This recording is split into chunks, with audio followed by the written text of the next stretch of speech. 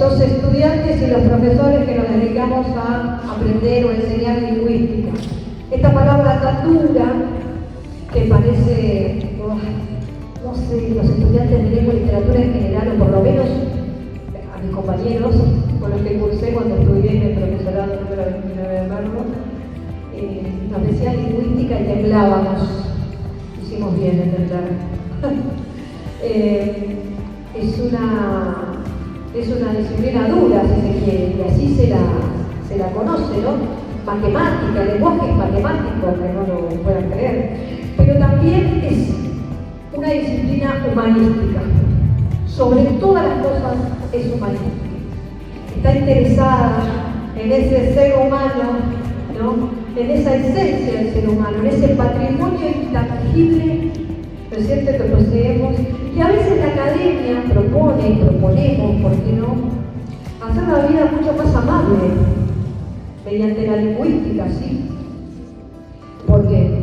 Porque a veces nos proponemos sacar del aula, como hoy, esas reflexiones que nos llevan a ser mejores personas. ¿En qué sentido? A entender que hay usos valorados o mejor valorados para determinadas situaciones y experiencias.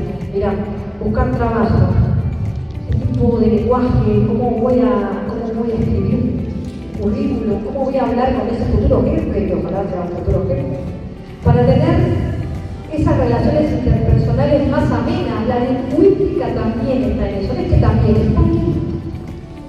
El lingüista, les digo a todos los que no son de la carrera de lengua y literatura, es un científico, ¿sí?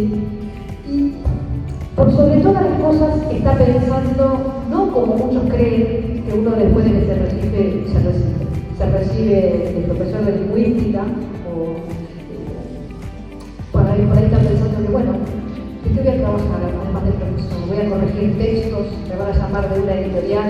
Bueno, sí pueden llamarnos, pero no nos importa en realidad los modos correctos de hablar y de escribir. A la lingüística no le importa eso.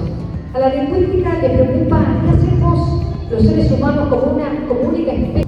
Por sobre todas las cosas está pensando, no como muchos creen, que uno después de que se recibe de profesor de lingüística, o por ahí está pensando que, bueno, ¿de qué voy a trabajar además de profesor? Voy a corregir textos, me van a llamar de una editorial. Bueno, sí pueden llamarnos, pero no nos importa en realidad los modos correctos de hablar y de escribir. A la lingüística no le importa eso. A la lingüística le preocupa qué hacemos los seres humanos como única especie que habla, porque hay otras especies que se comunican, pero el ser humano habla y está viendo ahí qué es lo que hace. En principio lo que hacemos es desarmar el lenguaje para entender sus piezas, escribía yo. Una autopsia, si se quiere. Eso sucede en las clases de lingüística. Pensamos mucho cómo funciona el lenguaje. Entonces, mirá, tenemos dos caminos. Mirá, nuestra actividad cognitiva del aula se divide hacia el análisis y, número dos, hacia la comprensión del lenguaje. Por ejemplo, cuando estudiamos la gramática, estamos analizando las reglas, ¿no?,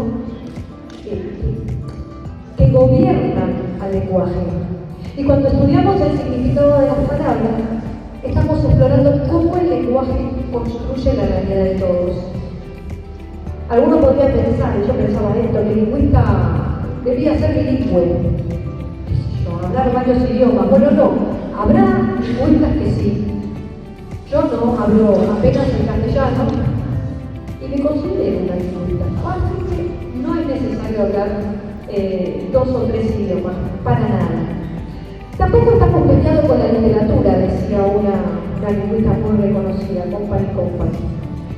No estamos para ver el valor estético de las obras de arte, como la literatura, pero sí observamos esas obras, tal vez alguna expresión, algún diálogo que puso el escritor, el autor, y que tal vez ni él, o sí, se dio cuenta. Estamos viendo ahí la cultura en una expresión, en un diálogo de un personaje, en una palabra, en una expresión, la sedimentación de años, de hábitos. Somos seres de sintaxis libres.